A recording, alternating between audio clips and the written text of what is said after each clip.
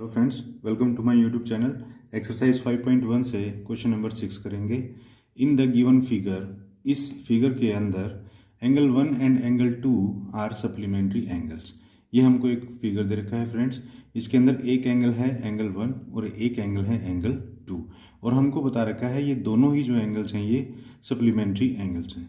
Supplementary angles हैं तो इसका मतलब एक चीज़ तो हमें बड़ी क्लियर हो गई कि इन दोनों का जोड़ जो होगा, यानी कि एंगल 1 प्लस एंगल 2 जो होगा वो कितना होगा, 180 डिग्रीज होगा।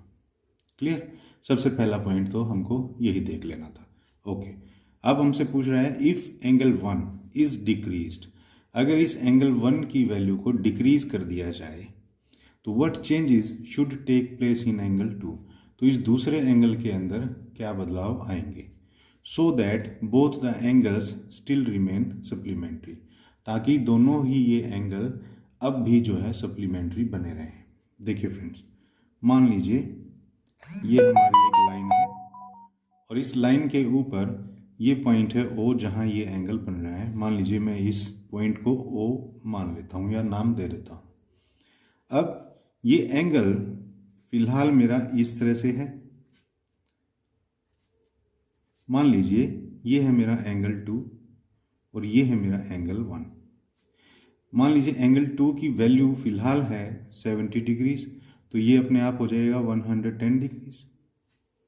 अब क्वेश्चन ये कह रहा है if angle 1 is decreased, 1 is decreased का मतलब ये है कि एंगल 1 की जो वैल्यू है वो घट जाए। घट जाए से मतलब ये है कि अभी 110 डिग्री का है, मान लीजिए ये हो जाए 80 डिग्रीज हो जाए घट के, तो घट के 80 डिग्रीज हो जाएगा तो मान लीजिए ये कुछ इस तरह से बन जाएगा, ये 80 डिग्रीज हो जाएगा। तो ये कह रहा है कि एंगल 2 के ऊपर क्या प्रभाव पड़ेगा, 2 के ऊपर क्या प्रभाव पड़ेगा, 2 की वैल्यू उतनी ही बढ़ जाएगी जितनी एंगल 1 की घटी है। क्यों? क्योंकि देखिए इन टोटल दोनों एंगल्स की वैल्यू तो हमारी 180 होना ही होना है। अब इसमें से एक है 110 डिग्री, एक है 70 डिग्री। एक अगर ये कम हो गया तो दूसरा अपने आप बढ़ जाएगा, है ना। जैसे मान लीजिए हम ऐसे लिखते हैं 4 + 6 = 10 डिग्री होता है। अब मान लीजिए 4 को घटा करके मैं 3 कर दूं तो 6 को बढ़ा करके मेरे को 7 करना पड़ेगा, तभी तो ये 10 के बराबर रहेंगे हमेशा। तो ऐसे ही है ये, एक वैल्यू हमारी अगर एंगल 1 की घट जाएगी तो दूसरे एंगल 2 की वैल्यू मुझे बढ़ानी पड़ेगी। ये बिल्कुल ऐसा ही है जैसे ये एंगल फिलहाल यहाँ है और अगर मैं इसको घटा दूँ एंगल 1 को इस तरह से ले आऊँ तो अगर मेरी ये वैल्यू घटेगी तो मेरी ये वैल्यू अपने आप बढ़ जाएगी। तो बस हमको यही इसके अंदर लिख देना है, यही हमारा आंसर होगा। हम लिखेंगे as both angle 1 and angle 2 are supplementary, क्योंकि एंगल 1 और एंगल 2 एक दूसरे के सप्लीमेंट्री हैं। पहले ये हमने बता दिया। फिर हम लिखेंगे if angle 1 is decreased,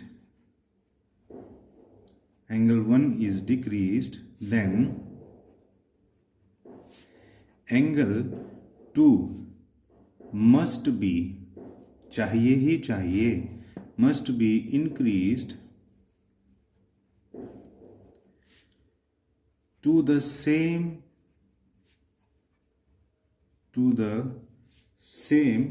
degree,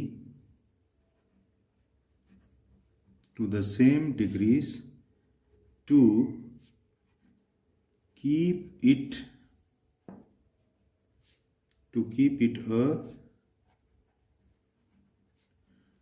supplementary to each other। देखिए बस हमको ये इतना ही स्टेटमेंट लिखना था। इस स्टेटमेंट के अंदर हमने अपना जो कॉन्सेप्ट है वो एग्जामिनर को क्लियर कर दिया। सबसे पहले तो हमने ये बता दिया कि क्योंकि एंगल 1 और एंगल 2 दोनों ही सप्लीमेंट्री एंगल्स हैं तो इसका मतलब इन दोनों का जोड़ हमेशा जो है 180 डिग्री रहेगा।